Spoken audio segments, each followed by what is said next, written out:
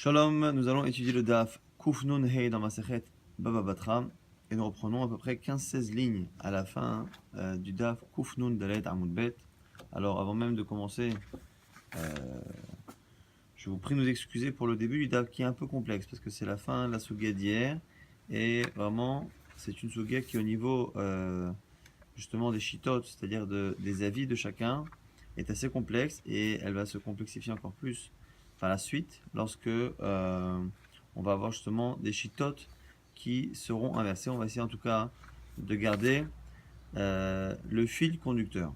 On a vu en tout cas une marloquette entre Rabbi Meir et Chachamim. Est-ce que Modé Bishtar Shektavo, est-ce que Tsarich les Kaimo ou pas Tsarich les Kaimo? Donc Modé Bishtar Shektavo, c'est quelqu'un qui a un différend avec une personne et il y a un document qui sort contre lui. Il avoue que le document a bien été écrit par lui-même. Simplement, il explique qu'il ne doit pas l'argent pour une autre raison, parce que le document, par exemple, n'est pas bon, ou parce qu'il était mineur, ou je ne sais quoi. Et la question, c'est est-ce que, une fois qu'il a avoué que le document a été écrit par lui, est-ce que l'autre personne doit prouver la validité du document ou pas? Selon Rabbi Meir, non. Et donc, il ne peut plus après dire que le document n'est pas valide pour une raison extérieure.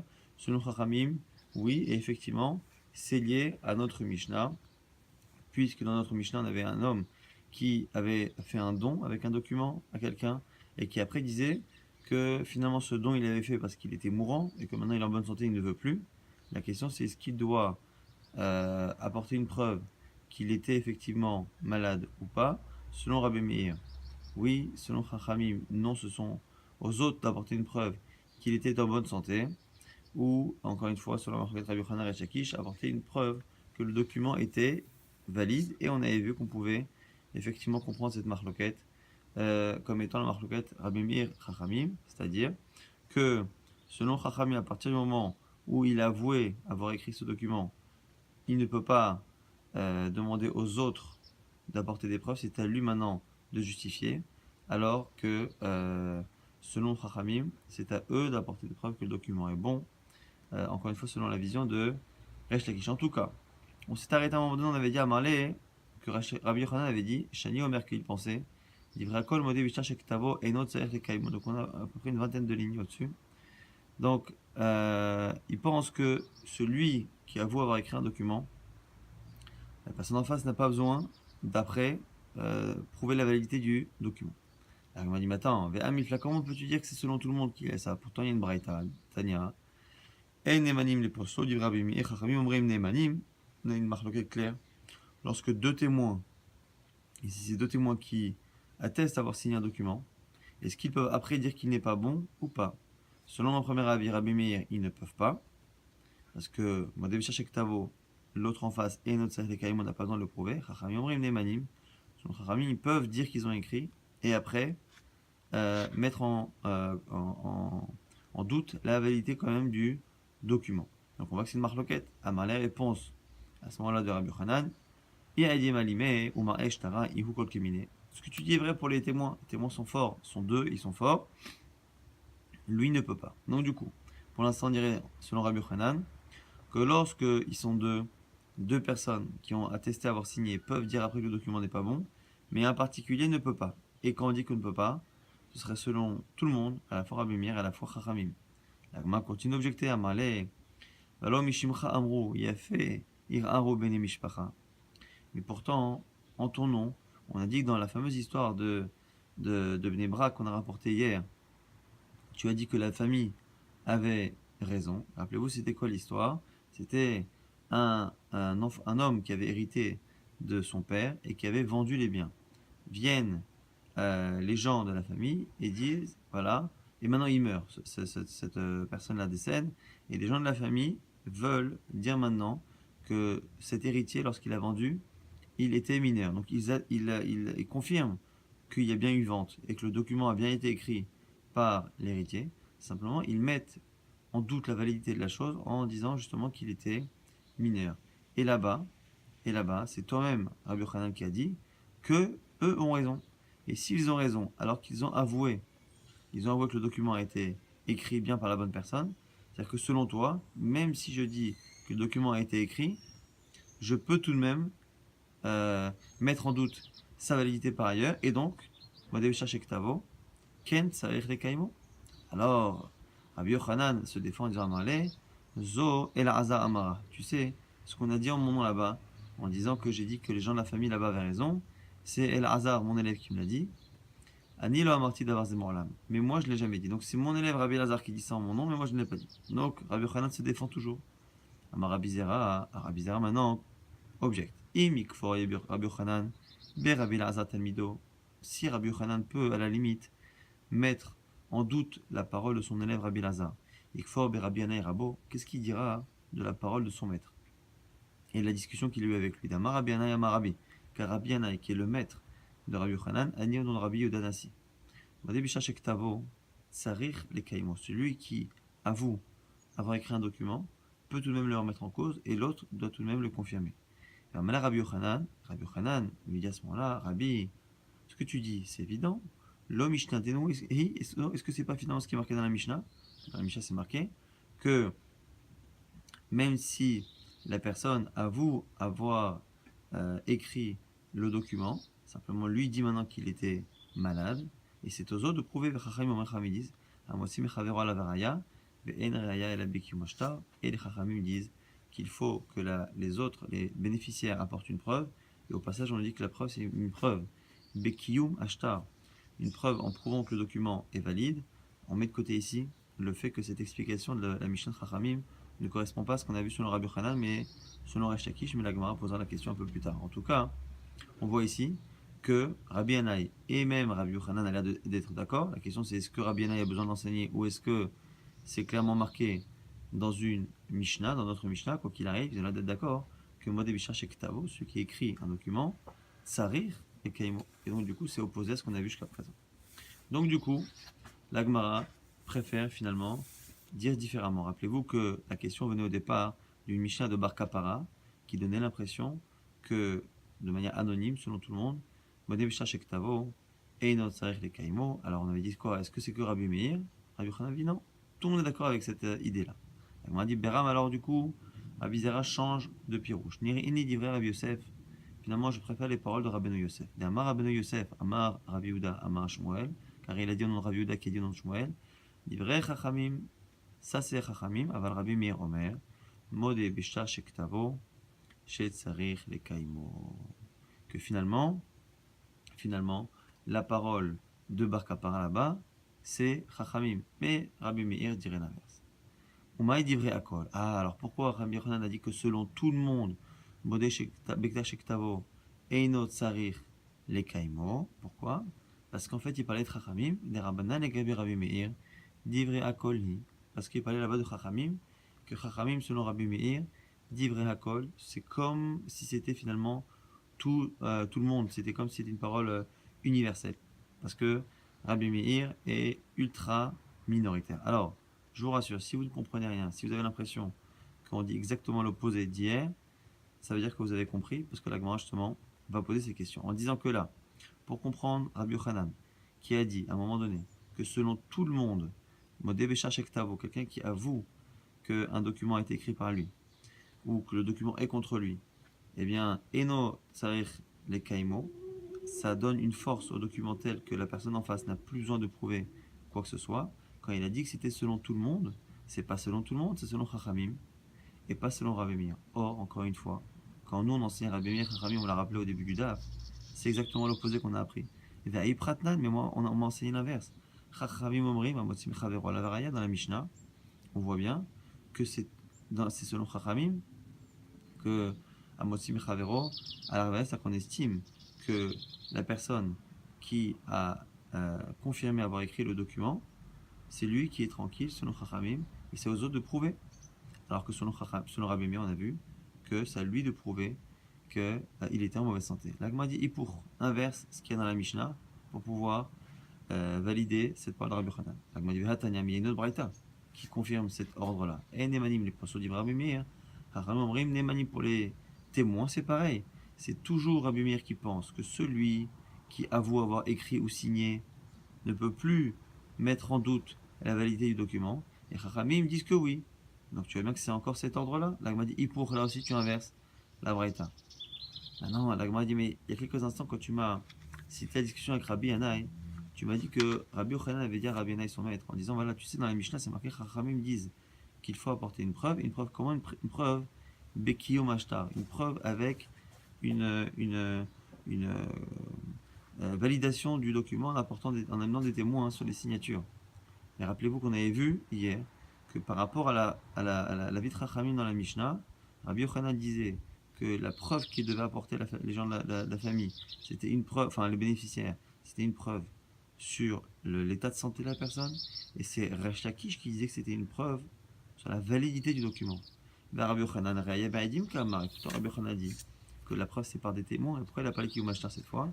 La Gemara dit ici, Ipour, inverse aussi dans la Marquette Rabbi Yochanan, et Resh Lakish. Donc je ne sais pas si vous vous êtes rendu compte, mais à cause d'une parole de Rabbi Yochanan a dit à un moment donné que selon tout le monde, Modé Beshtar Shektavo, celui qui écrit qui confirme avoir écrit un document, à ce moment-là, Enot Sarir les Kaimo, il a dit selon tout le monde, il a donné une force à ce document et il ne peut pas après dire qu'il n'est pas bon parce qu'il était mineur, parce qu'il était en mauvaise santé, ainsi de suite, il ne peut pas. Le seul problème, c'est dire que c'est selon tout le monde, ça pose un problème, parce qu'au contraire, c'est que selon Rabbi Meir. Donc la Gemara préfère dire non. En fait, finalement, ce qu'il a dit selon tout le monde, ça ne peut pas être selon tout le monde, ça ne peut pas non plus être selon Rabbi Meir, parce que Rabbi Meir, on ne peut pas l'appeler tout le monde. Donc forcément, c'est selon Chachamim. Or, le problème, c'est que jusqu'à présent, on avait l'air de dire que c'était Rabbi Meir, donc on inverse les deux Mishnayot et Braithot qui disaient l'avis de Rabbi Yochanan, de Rabbi Meir et de Chachamim, on les inverse. Et donc on met l'avis de Rabbi Meir dans Chachamim pour comprendre la parole de Rabbi Yochanan.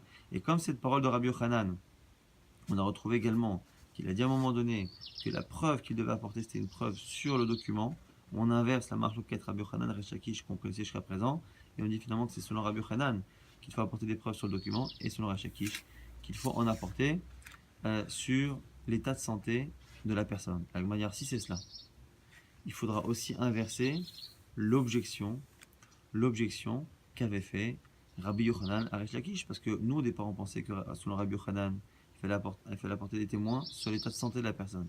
Selon Resh Lakish, apporter des preuves sur la validité du document. Et du coup, Rabbi Yochanan avait raconté une histoire sur cette famille à Bnei Brak où l'héritier avait vendu les biens puis était décédé, et les gens de la famille disaient que la vente n'était pas bonne parce que il était mineur au moment des faits, et à ce moment-là, on se demandait justement s'il devait apporter une preuve, et s'il apportait une preuve à propos de quoi, et la Gemara nous dit les mal et pour donc du coup on devrait inverser cette objection, puisque l'avis qu'on pensait être de Rabbi Yochanan est finalement de Resh Lakish, et que cette histoire avait l'air d'être comme Rabbi Yochanan, maintenant il faudrait dire qu'en fait elle va comme Resh Lakish, donc c'est Resh Lakish qui objecte à Rabbi Yochanan, ce qui pose problème. La Gemara dit l'eau. Non, jusque là on ne dira pas. Et Achika Amale, et il faut comprendre différemment cette histoire de Brak, et de comprendre l'objection de Rabbi Yochanan à Resh Lakish. Rabbi Yochanan est celui qui pense qu'on doit apporter des preuves maintenant sur la validité du document, et c'est Resh Lakish qui pense qu'on doit apporter des preuves sur l'état de santé ou l'âge de la personne. En disant Achika Amale Rabbi Yochanan et Resh Lakish. Comme ça, objecte Rabbi Yochanan à Resh Lakish par rapport à cette histoire. Bish la maladie dit ça va selon moi, Deamina Raya Bekiyom Ashtar, selon moi qui dit qu'on doit apporter une preuve sur le document. Aïnou des Mashkachatle, des Nachate, les Kuchot, les Nechasim. À ce moment-là, on peut comprendre l'histoire justement de Bnei-Brak, c'est que finalement, les gens ont acheté le terrain à l'héritier, ils sont dessus, et on a la famille qui vient justement contester. Et comme justement la famille vient contester, on se retrouve dans une situation où ils veulent justement apporter des preuves, et c'est pour ça qu'ils ont dit à Rabbi Akiva, est-ce que l'on peut aller vérifier le corps de l'enfant pour voir s'il était mineur ou pas, ainsi de suite. Rappelez-vous cette histoire. Et là, les Didar, mais selon toi, Resh Lakish, qui dit que finalement c'est pas Bekiyum Ashtar, c'est Be'edim, des Amat Raya Be'edim, et Chim Shkachatla, des Nachate, les Kuchot, Benechassim. Explique-moi, selon toi, à partir du moment où personne n'a dit que la personne était majeure, explique-moi comment on peut laisser les biens dans les mains justement de ceux qui ont vendu, alors que dans l'histoire, on a l'impression, en tout cas Rabbi Yochanan l'a compris de cette manière, qu'on a laissé les biens en présomption chez ceux qui l'ont acheté. Amarle, réponse à ce moment-là de Resh Lakish, Modina lach be'ar debne mishpacha, de lav ar, où la Gemara nous dit que là-bas, la réponse de Resh Lakish aurait été de dire que finalement, là-bas, dans cette histoire, ce que la famille justement a reproché et a contesté en disant qu'il était mineur, c'est finalement une objection qui n'a pas de sens et qui n'a pas de poids. Pourquoi? Avec Amré, Katan Haya, ils disent quoi qu'il était mineur. Nous, on a une présomption Chazaka, En Aidim Chotmin al Ashtar, et la Imken en Arsa Gadol. De manière générale, les témoins ne signent pas sur un document dans lequel l'un des deux protagonistes, justement, n'est pas majeur. Donc, ici, finalement, la dernière lecture de cette objection de Rabbi Yochanan est de dire que, comme dans l'histoire, on a l'impression qu'à la base, on donne raison à l'acheteur et que c'est à la famille d'apporter une preuve, ça a l'air de donner raison à Rabbi Yochanan. Ça a l'air de donner raison justement à Rabbi Yochanan. Pourquoi? Parce qu'encore une fois, ils ont avoué avoir que le document a été écrit par la personne. Et du coup, comment tu comprends toi Resh Lakish? La Gemara dit là-bas, Resh Lakish avoue que là-bas c'est spécial, c'est parce que l'argument de la famille du défunt est finalement pas recevable à partir du moment où on a une présomption contraire qui dit qu'en général, un document signé par des témoins n'est pas signé lorsque le vendeur justement est mineur. Donc finalement, on a selon cette version tout inversé. Donc finalement, c'est Chachamim qui pense que Modé Bishachek Tavo et notre c'est Chachamim qui penserait, et non pas Rabbi Meir, qui penserait que lorsque on a quelqu'un qui avoue avoir écrit un document, à ce moment-là, le document est validé, on ne peut plus le remettre en question. Et Rabbi Meir qui dirait l'inverse. Et nous, on avait vu l'inverse la veille, mais à cause de cet enseignement de Rabbi Yochanan, on a inversé. Et jusqu'à présent, on pensait que lorsque on devait apporter une preuve, c'était Rabbi Yochanan qui disait qu'il fallait apporter une preuve sur l'état de la personne et Resh Lakish qui disait que c'était sur le document lui-même. Et du coup, là aussi, on inverse tout cela pour encore une fois comprendre les deux enseignements de Rabbi Yochanan que l'on a cités dans la fin du Daf Kuf Nun Dalet et dans le début du Daf Kuf Nun He. Donc c'est la fin maintenant de la tempête et de cette sogia très complexe qu'on n'avait plus l'habitude d'avoir dans Masechet Bava Batra. Et on va reprendre la navigation dans des eaux un peu plus calmes. Itmar. Nouvelle halakha. Katan me'matay mocher ben yichse aviv. Un katan, un enfant, à partir de quel âge peut-il vendre les biens de son père? Alors ici, une petite précision. Au niveau de la Torah, un enfant ne peut pas vendre. Donc un enfant chez un garçon, c'est moins de 13 ans, chez une fille, moins de 12 ans, ne peut pas vendre ni ses propres biens, ni ceux que son père lui a fait hériter, ceux qu'il a gagnés, ceux qu'on lui a donnés, que ce soit des biens mobiliers ou immobiliers. Simplement, lorsqu'on a affaire à des biens immobiliers, les Chachamim ont changé un peu la chose. À partir du moment où on estime que finalement, même si à 13 ans, un garçon est majeur, très souvent il ne connaît pas tellement la négociation et le prix des choses jusqu'à un âge plus avancé, Chachamim ont retardé l'âge à partir duquel on valide la vente faite par un enfant. Et donc on estime finalement qu'on va dépasser les 13 ans pour un bien immobilier. Pour des objets, on dit que les Chachamim, au contraire, ont abaissé cet âge-là. Et ici, selon certains, quand on dit que pour un bien immobilier, on a retardé l'âge, c'est spécialement lorsqu'on a affaire aussi à un bien hérité par l'enfant, c'est-à-dire un bien dont il ne connaît pas la valeur, parce qu'en plus, il n'a pas travaillé pour le posséder, et donc il est plus à même de le perdre de manière dommageable. Et donc, du coup, c'est pour ça qu'on a une question ici. Katan metamon menir sa vie, à partir de quand un enfant peut vendre les biens de son père? Marloket ici Ravama Rav Nachman, Rav nom de Rav Nachman qui dit Ben Shmoner Isreshana à partir de 18 ans. Ravuna Amar Bachinena Amar Rav Nachman, autre élève de Rav Nachman qui dit un autre avis, Ben Isrim Shana à partir de 20 ans. Et on verra par la suite qu'effectivement, comme c'est marqué ici entre parenthèses, même si on ne la lit pas, ce sont des avis qui ont été déduits de certaines histoires. Mais en tout cas, discussion entre les élèves de Rav Nachman, est-ce que c'est 18 ans ou est-ce que c'est 20 ans, l'âge que les sages ont imposé.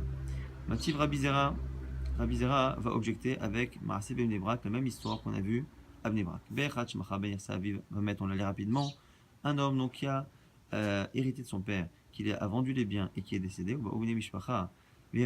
et les gens de sa famille sont venus contester la vente en disant Katan Haya Mita qu'il était mineur au moment des faits de la vente et que la vente est mauvaise.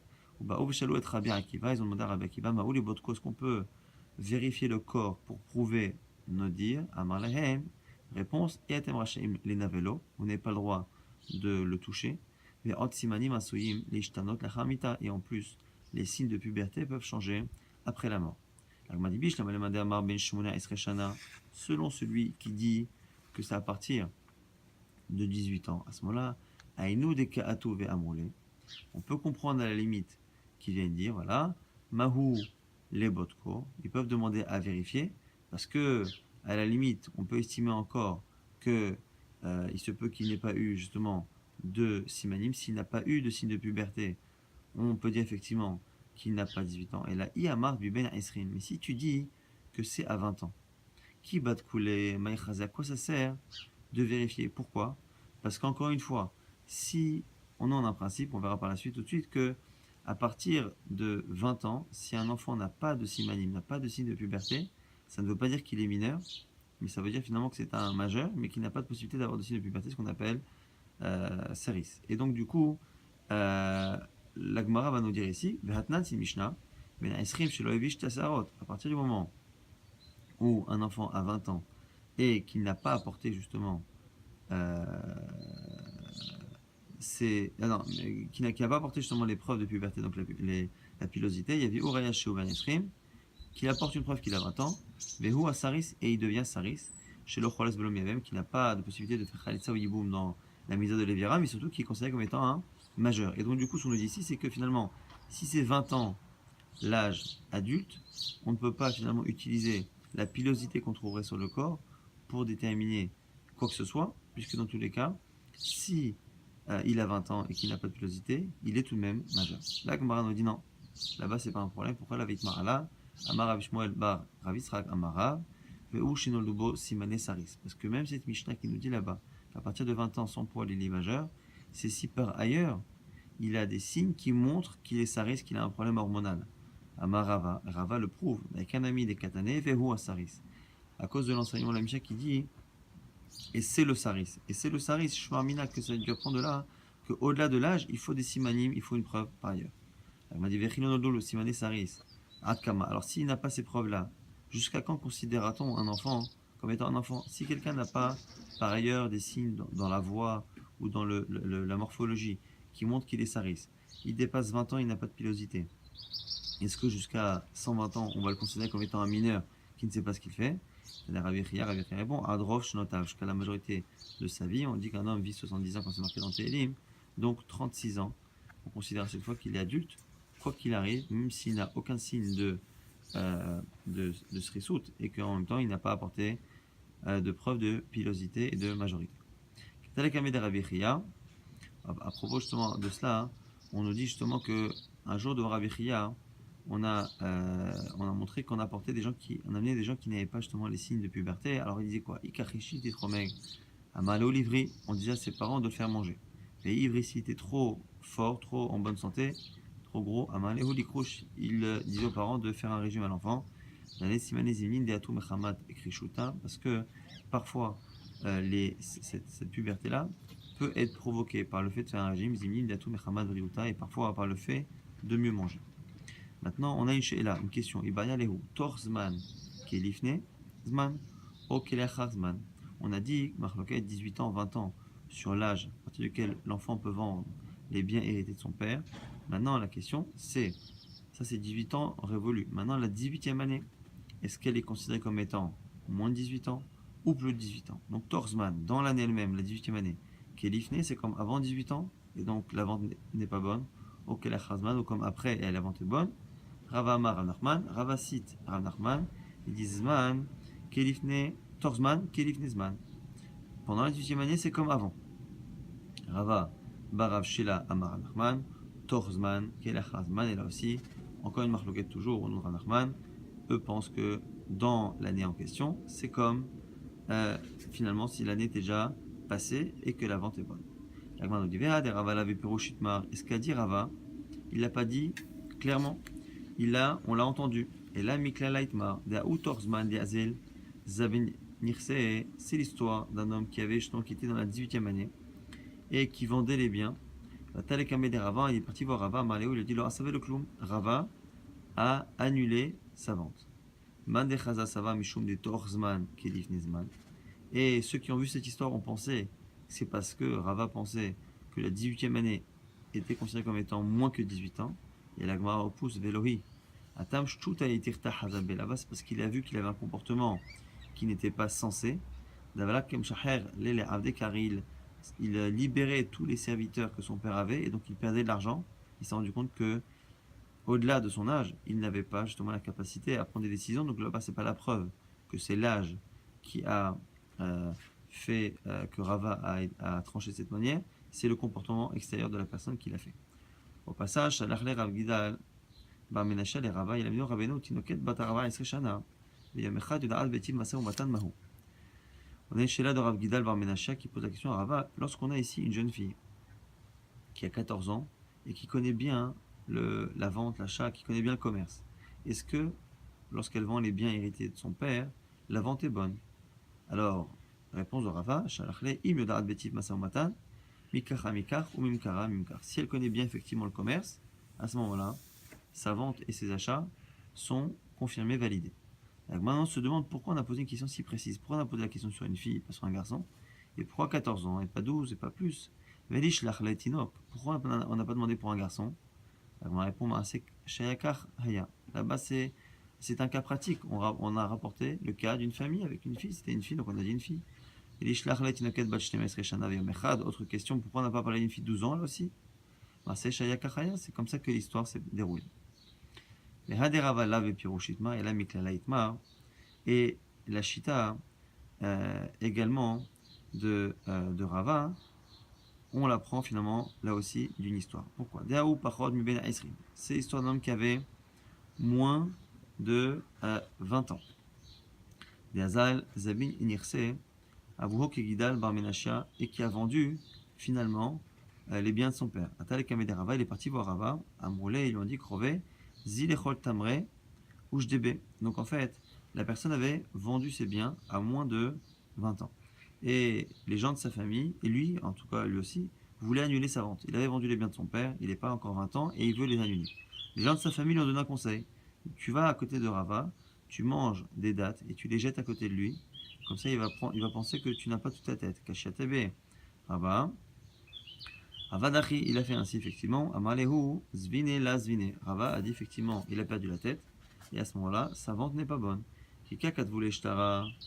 Lorsque on a écrit le document pour justement affirmer que la vente était annulée, Ambrolé, les acheteurs qui se sont rendus compte qu'ils s'étaient fait avoir, ont trouvé une ruse. Zilémalé, les Rava, ils ont dit écoute, regarde, là, on va annuler, mais il va falloir que tu payes le sofer, celui qui écrit le document.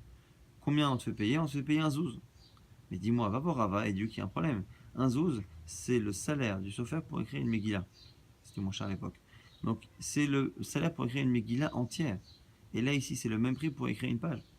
Megillah Esther Bezouza, on fait payer au sofer, par le sofer, une Megillah Esther pour un zouz, Shtara Demar Bezouza. Comment le document que Rava nous demande d'écrire nous coûte également un zouz de salaire de sofer? Azal Amarle, effectivement, le jeune est parti dire cela.